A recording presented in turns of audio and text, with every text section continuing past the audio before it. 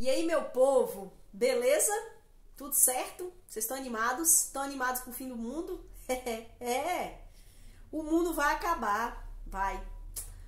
O mundo vai acabar, o mundo vai terminar, não vai ser a poluição que vai acabar com o mundo, não vão ser as guerras que vão acabar com o mundo, a guerra assim do homem com o homem. O planeta Terra, a nossa história da humanidade tem um fim. É isso mesmo. Você tá aí animado pro fim do mundo?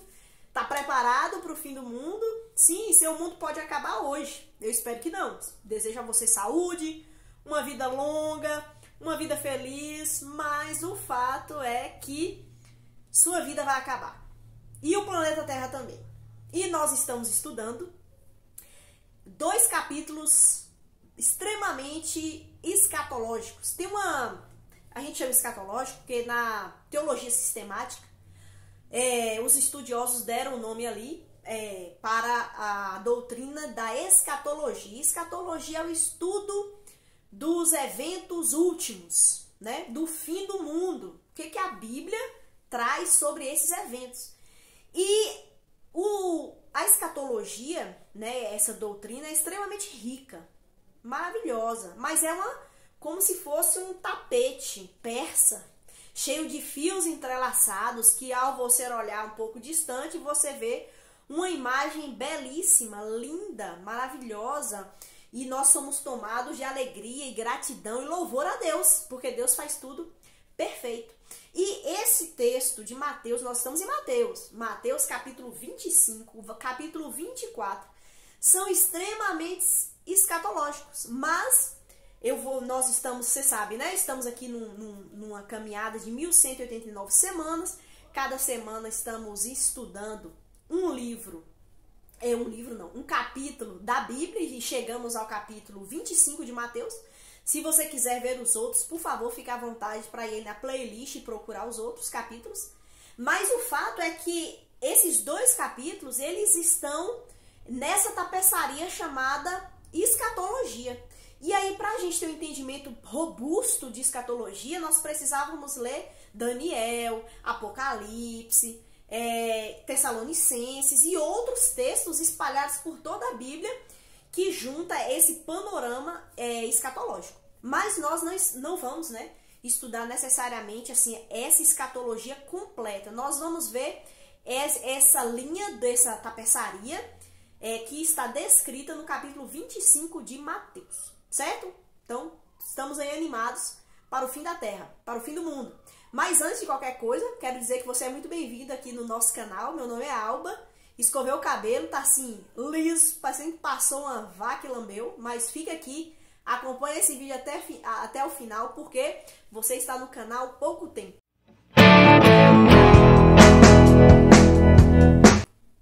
E é isso mesmo, vamos estudar Mateus capítulo 25. Mas antes de chegar lá, gostaria de pedir que antes que o mundo acabe, se inscreva nesse canal, por favor, ative o sininho, curta, compartilha, comenta se quiser, sabe? Faça aí essas coisas da nossa tecnologia. Você vai me ajudar muito, não custa nada, né? De repente o mundo acaba amanhã, né? Não vai adiantar de nada, mas se ele não acabar amanhã, pode ser que vai me ajudar muito. Então, peço aí que você faça isso. E uma coisa também que você precisa fazer enquanto está vivo, fazer hoje, agora.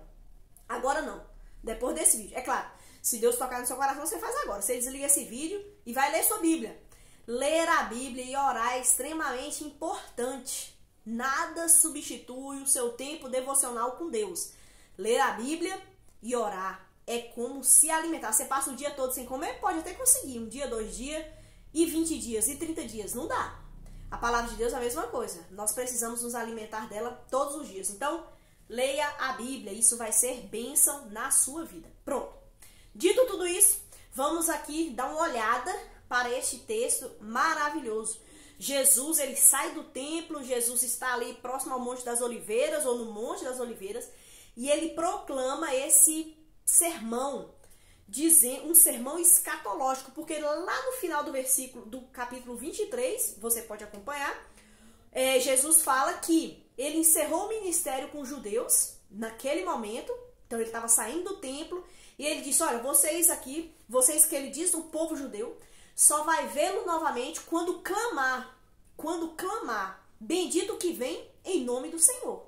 Então ali Jesus encerra o seu ministério com o povo judeu. E aí faltam 3 dias para Jesus ser crucificado. Esse relato está dentro de um campo maior, faltando 3 dias para Jesus ser traído, negado, abandonado pelos seus discípulos e os seus seguidores. E ele sofre ali o martírio da cruz, porque só através da cruz e do seu sacrifício é que nós podemos ser salvos. E então ele fala sobre o que vai acontecer. Jesus não está falando sobre a igreja nesse momento. Aqui não está tratando do período da igreja. O que Jesus fala no capítulo 24 e 25, nós entendemos que a igreja já foi arrebatada. Eu sou pré-tribulacionista, entendo que a igreja não vai passar pela tribulação, nós vamos ser conduzidos, levados ao céu, a igreja. E Deus, a partir desse momento que a igreja é arrebatada, Deus vai tratar com o povo judeu. Deus não desistiu desse povo, Deus só deu ali um intervalo para eles e Deus vai tratar na vida deles. E aí o texto, capítulo 24 e 25, vai falar sobre esse tratamento. E no capítulo 25, nós vemos aqui 2 parábolas escatológicas, que está tratando do povo de Israel e a sua relação com Deus. E durante a história, desde quando Jesus não tinha nascido, as pessoas eram salvas porque criam em Jesus como Salvador.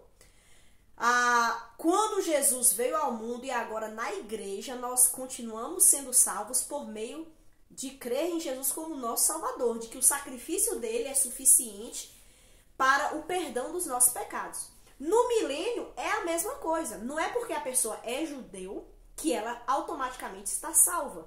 O judeu, Deus vai tratar na vida deles, muitos se converterão porque vão crer em Jesus como seu Salvador, como o Messias, o ungido, o enviado de Deus. E outros não vão aceitar Jesus. E aqui as parábolas vão falar sobre isso, são parábolas escatológicas. É claro que no dia a dia e em muitas ocasiões essas parábolas são usadas como aplicações. Aí a parábola das 10 virgens mesmo vai dizer que tinham 10 virgens e elas estavam esperando o noivo. E aí o noivo demorou para chegar, elas dormiram, e aí quando falou, olha, o noivo chegou, 5 delas são consideradas nécias e 5 prudentes, porque 5 tinham óleo na sua lamparina e acenderam a lamparina e puderam se encontrar com o noivo. Mas 5 não tinham azeite. Essa é a parábola. Aí alguns vão usar aqui para aplicações, né? Que isso aqui pode ser assim, a pessoa que está preparada para se encontrar com Deus ou não, porque realmente isso aqui se aplica. Mas o fato é que está falando sobre o povo de Israel, o povo judeu. O noivo, aqui não são 10 virgens para o noivo, igual, sei lá, a doutrina daquela religião, como é que é o nome, gente? Oh, meu Deus, esqueci, mas eu vou lembrar. Islã. O Islã tem muito essa cultura aí das virgens para um homem e tal. Não é disso que se trata aqui. As 10 virgens eram amigas do noivo ou da noiva, eram damas da noiva. E na cultura judaica isso era muito comum. Essas amigas e amigos, eles iam na casa do noivo, se fosse amigo do noivo, ia na casa da noiva, se fosse amiga da noiva, e festejavam com eles. Então essas virgens aqui, elas seriam amigas do noivo, que chama elas para a festa, que já estava acontecendo. Porque Jesus é retratado metaforicamente como Jesus, ele é esposo, é noivo da igreja. A igreja é a noiva de Cristo. Em Efésios, a gente vê muito isso. A igreja sendo comparada como rebanho, como edifício e como noiva, como corpo também. Então, nós, igreja, somos a noiva de Cristo e seremos arrebatados e teremos as bodas do Cordeiro no céu. E os amigos do noivo serão chamados para participar dessa festa. Então aqui é uma alusão ao povo judeu que será chamado para essa festa.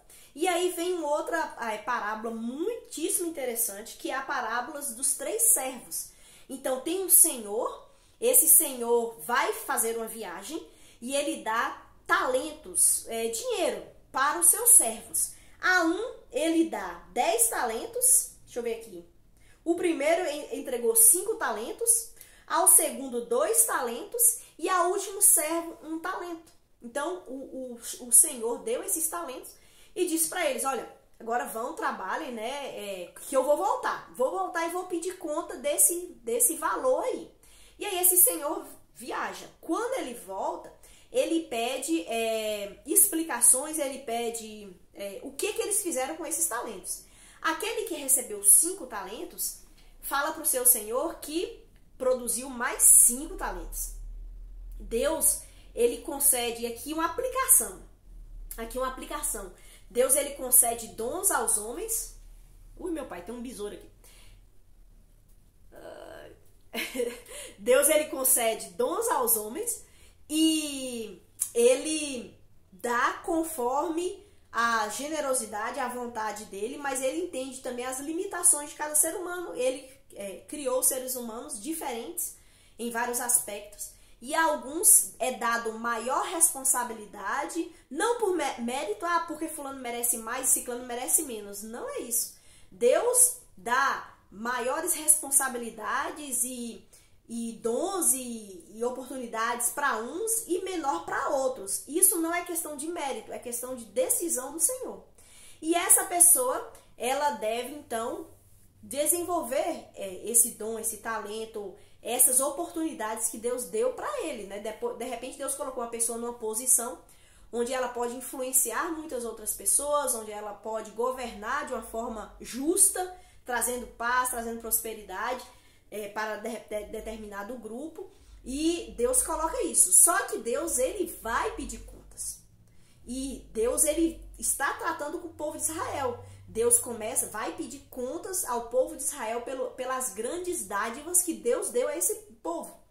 E aí o primeiro servo, que recebeu 5 talentos, falou, olha, o Senhor me deu 5, mas eu vou aqui te dar 10 talentos. Eu fiz produção ali e tenho mais. E aí Deus, ele elogia esse servo como um servo bom.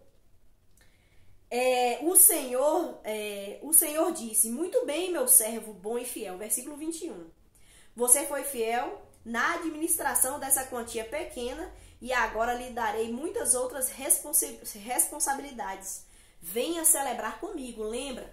Aqui é o final da grande tribulação. 7 anos. A besta dominou, o falso profeta, o anticristo dominaram o mundo. E aí, esses servos que creram em Jesus, os judeus e também tem gentios, depois nós vamos ver isso, os 2 grupos, mas se eles forem fiéis ao Senhor naquele período, se firmando mesmo com Cristo, eles receberão galardões no milênio, porque aqui está as portas do milênio.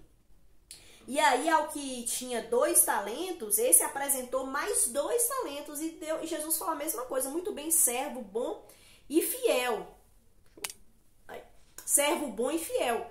Você foi fiel no pouco, no muito te colocarei. Ou seja, eu te dei uma certa responsabilidade e você cumpriu. Então, agora eu vou te dar responsabilidades e privilégios ainda maiores. E aí, o último servo foi dado um talento e ele escondeu o talento. Né? Então, aqui é uma referência também a judeus, povo, e também outros gentios, que é dado a oportunidade de crer em Jesus, de se entregar a ele, de confiar nele como seu Messias, e essa pessoa recusa tal dádiva. Então, aquilo que foi dado a ela e ela recusou, lhe será tirado. Isso pode se aplicar à nossa vida. Se nós recebemos coisas de Deus e não usamos para a glória de Deus, essa coisa pode ser e vai ser retirada da nossa vida. E ficaremos num estado terrível. E aí, no versículo 28, tem uma sentença de Jesus a respeito disso. 28 até o 30, eu vou ler. Fala assim, em seguida ordenou, tire o dinheiro deste servo, que não trabalhou, e deem ao que tem 10 talentos, porque quanto mais responsabilidades, mais serão dadas. Pois ao que tem, mais lhe será dado, e terá em grande quantidade. Mas ao que não tem, mais do que nada tem, mesmo o que tem, lhe será tirado. Deus, trazendo uma aplicação, Deus sempre usa pessoas na igreja ocupadas. Já reparou? Você talvez é bastante ocupado na igreja, participa de muitas coisas, tem um coração voltado ao serviço, à glória do Senhor, e parece que mais coisas vêm até você, você parece que é mais cobrado, mais oportunidades, e às vezes você até se sente assim sobrecarregado. Pode ser que Deus esteja te dando mais coisas para que você possa ser forjado por Deus, usado por Deus e produzir mais para a glória de Deus. Então, se você está sendo bastante cobrado e às vezes se sente assim cansado, vá até Jesus. Aqueles que vão até Cristo têm as forças renovadas, correm e não se cansam, caminham e não se fadigam. Então procure o renovo no Senhor, mas não abandone o serviço do Senhor. Porque aí é que está o erro, é abandonarmos o serviço do Senhor. Isso posto, né? Depois de nós vermos aqui essas parábolas escatológicas, uma referência ao povo judeu, uma referência à grande tribulação. Lembra, assista o capítulo 24, porque aí eu falo mais sobre isso. Estamos aqui no período da grande tribulação, onde a igreja não está, foi arrebatada, a operação do erro, o anticristo vem com o domínio mundial e ele vai dominar o mundo. E o mundo inteiro vai se dobrar ao anticristo. Não todo mundo. Vão ter pessoas que vão ser salvas durante o milênio. E todas as nações se reunirão para perseguir e destruir definitivamente o povo judeu. Porque o anticristo, ele vai ao templo de Jerusalém, que ele mesmo autoriza para ser construído, porque o templo de Jerusalém não existe. Foi destruído no ano 70 depois de Cristo. E vai ser reconstruído no período da tribulação. E esse anticristo, ele vai querer sentar no Santo dos Santos e ele vai querer ser adorado pelos judeus. Os judeus não vão aceitar isso. Os judeus vão ver que ele não é o Cristo. O Cristo já veio. Então eles serão grandemente perseguidos e serão entregues à morte e sofrerão. Aí eles vão clamar o que está lá no capítulo 23, no finalzinho. Bendito que vem em nome do Senhor. Aí Jesus vem. Porque a segunda vinda de Cristo é dividida em duas partes. Na primeira parte, ele só fica nas nuvens e leva a sua igreja. Na segunda parte, que vai ser agora, ele vem e pisa na terra. E quando ele pisar na terra, olha só que texto lindo. E Jesus diz isso, imagine aí. Jesus diz isso, ali já saiu do templo. Jesus diz isso, faltando 3 dias para ele ser traído, negado, abandonado e vai sofrer a morte de cruz. Ele vai beber o cálice da ira de Deus. Ele está vivendo isso, mas os seus olhos estão na eternidade. Os olhos de Cristo estão no que ainda vai acontecer de glorioso. Nós precisamos viver a nossa vida nessa perspectiva, com os olhos na eternidade, com os olhos nas promessas que Deus tem para nós. Isso aqui é uma promessa. Isso aqui é uma grande bênção. Deus vai colocar tudo em ordem. Jesus vai vir como um grande rei. Não mais, ninguém mais vai poder fazer nada contra Jesus, crucificá-lo, nada. Jesus vem e aqueles que estarão com ele vai ser extraordinário. E eu espero que você esteja com ele nesse dia glorioso. Olha só, quando o Filho do Homem vier em sua glória, acompanhado de todos os anjos, e além dos anjos da sua igreja, nós estaremos lá. Amém, igreja? Nós estaremos lá. O povo do Antigo Testamento, né?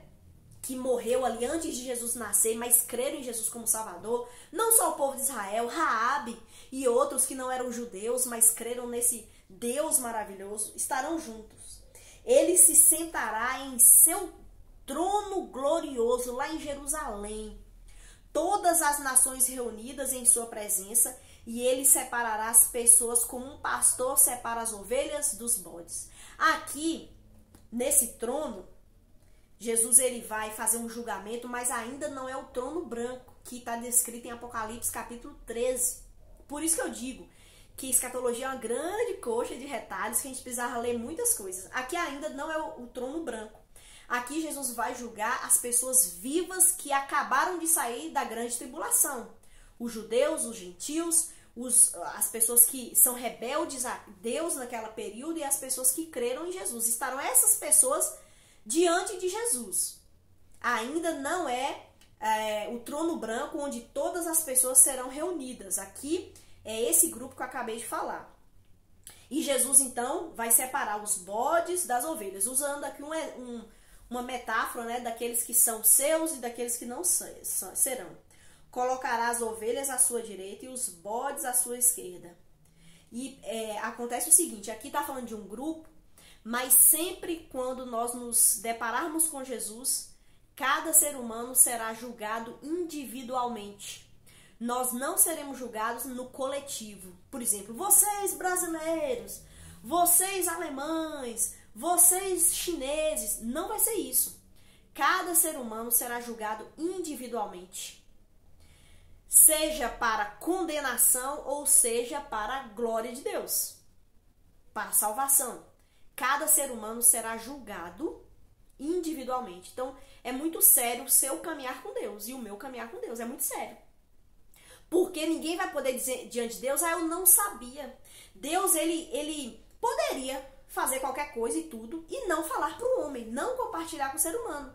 Mas veja que escatologia é uma doutrina que Deus, ele quis compartilhar com o ser humano o que vai acontecer. Para quê? Para alertar, para conduzir muitos ao arrependimento. É isso que Deus quer, que você se arrependa dos seus pecados, que você crê em Jesus como Salvador, para que você herde a glória que ele preparou para nós. E muitos herdarão a destruição eterna, porque não creram nesse Jesus, mas o fato é que ninguém é inocente. Jesus, Deus, ele quis se revelar ao homem com Adão, o primeiro ser humano da terra. Jesus disse, olha, de toda árvore do jardim você pode comer livremente, fica à vontade. Mas do fruto da árvore do conhecimento do bem e do mal você deve não comer. Porque no dia em que comeres, morrendo morrerás. É isso que o versículo fala, na tradução original. Morrendo morrerás. E o que o homem fez? Desobedeceu a Deus, mas Deus avisou. E aí, a partir de Adão, todos nós nascemos morrendo. Morrendo morrerás. Primeiro que nós nascemos já pecadores, separados de Deus por conta do pecado.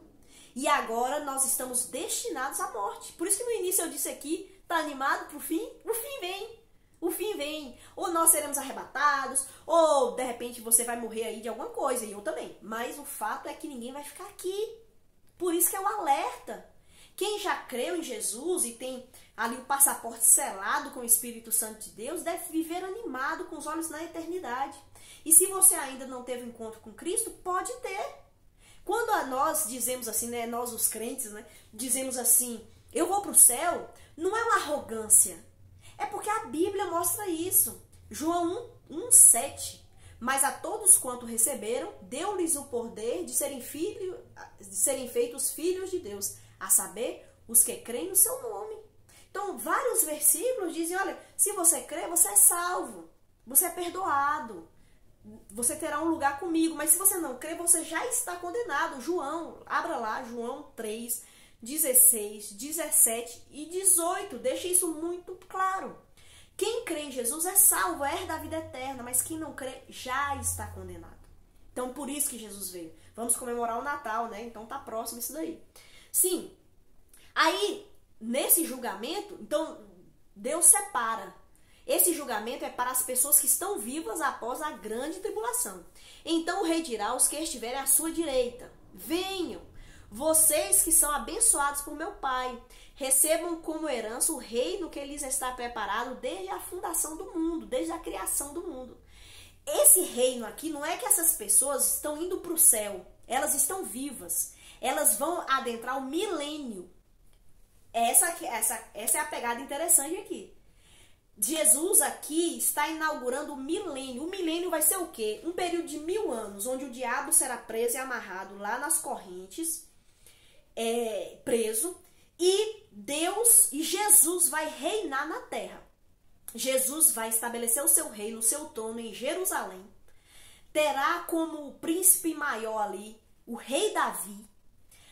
Nós que somos a igreja de Cristo vamos reinar. Lembra dos talentos? Quem tinha 5 talentos, trabalhou, adquiriu mais 5 e tal.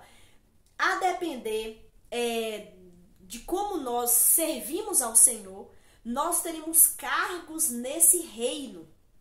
E não é mérito, mas Deus, ele quer que nós sejamos participantes da sua obra. Então eu sirvo ao Senhor porque eu quero um cargo? Não, porque Cristo me amou. Porque Cristo se deu por mim em gozo, em alegria, em satisfação, eu sirvo a Ele.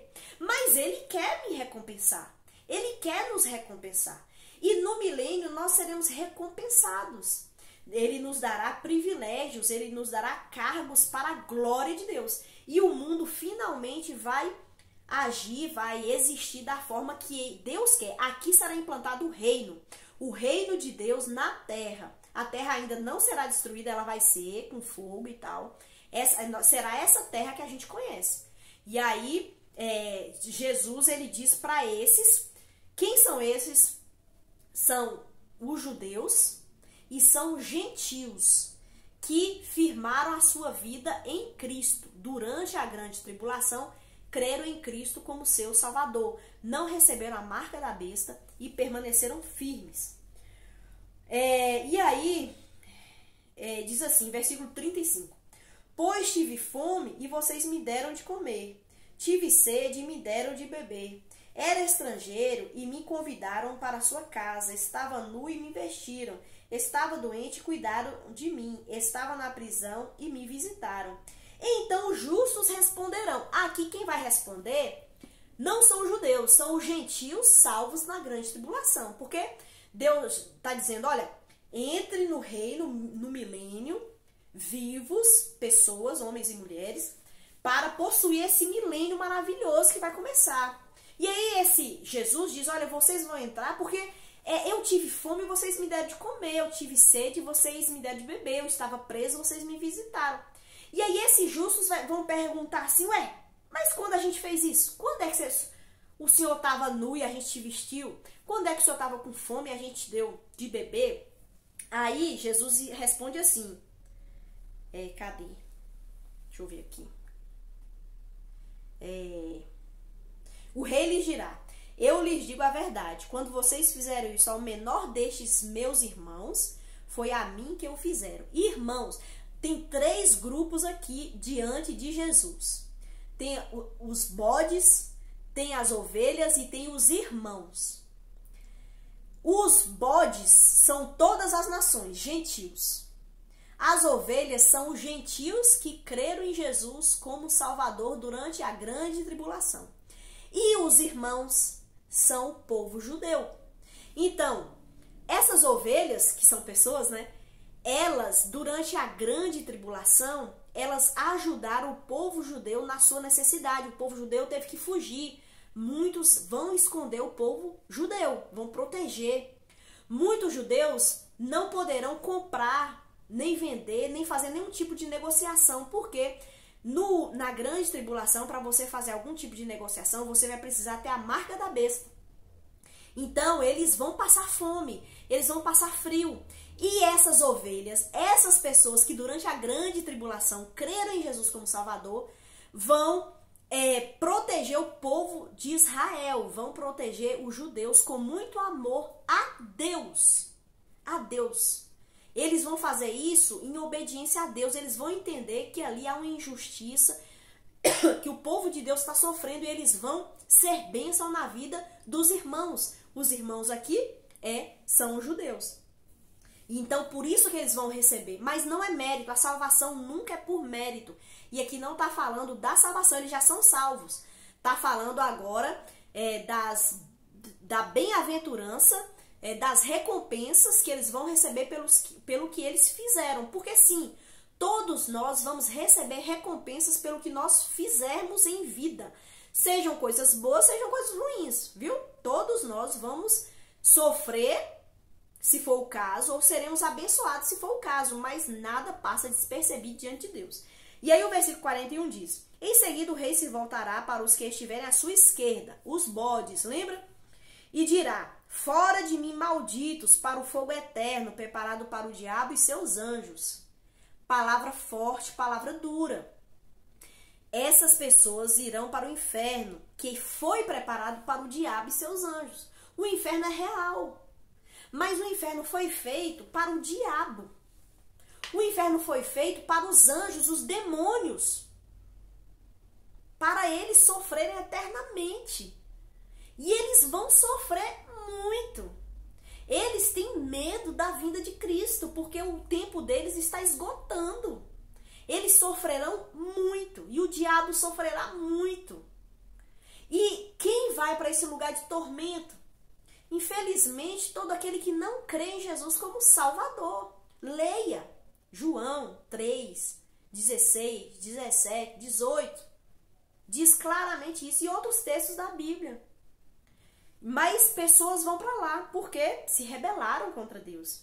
E aí, Jesus fala: pois tive fome e vocês não me deram de comer. Aquela mesma coisa que ele falou para as ovelhas: tive sede, vocês não me deram de beber, era estrangeiro e não me convidaram para a sua casa, estava nu e não me vestiram, estava doente e na prisão e não me visitaram. Então eles lhe dirão: Senhor, quando te vimos faminto, sedento, ou estrangeiro, ou nu, ou doente, ou na prisão, e não o ajudamos?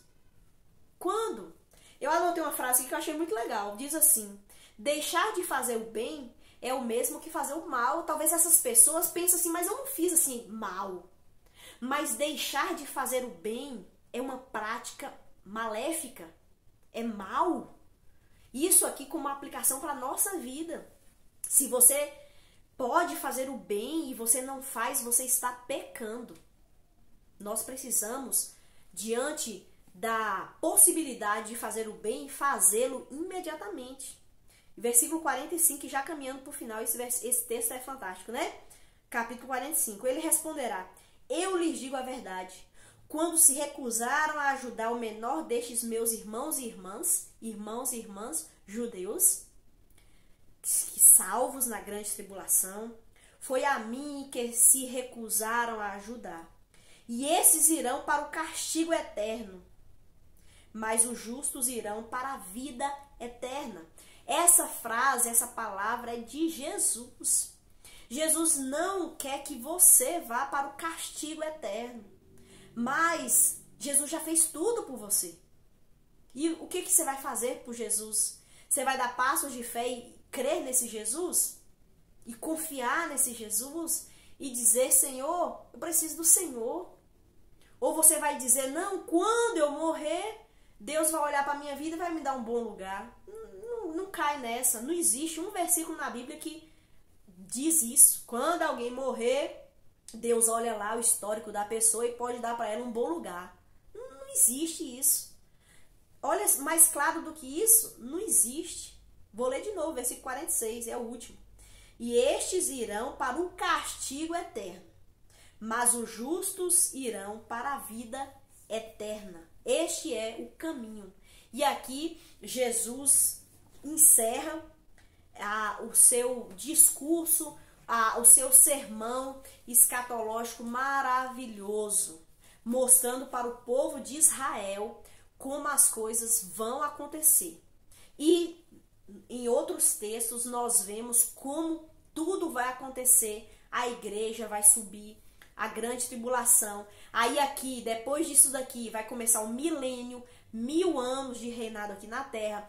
Depois disso aqui, quando terminar o milênio, ainda vai ter uma grande rebelião, porque essas pessoas vivas que vão entrar no milênio, elas vão casar. Não nós, não quem já tinha morrido. Porque quando a pessoa morre e vai para o céu, ela não tem mais a possibilidade de casar, de ter filhos, isso e aquilo outro. Mas pessoas vivas, mulher e homem, vão entrar no milênio. E essas pessoas terão filhos. Essas pessoas vão trabalhar, essas pessoas vão construir cidades e a rotina vai voltar. E durante o milênio, mesmo o diabo preso, pasmem, mesmo o diabo amarrado, preso, pessoas vão ainda rejeitar Deus, pessoas ainda vão se revoltar contra Cristo. E no final vai ter aí uma grande luta, uma grande guerra.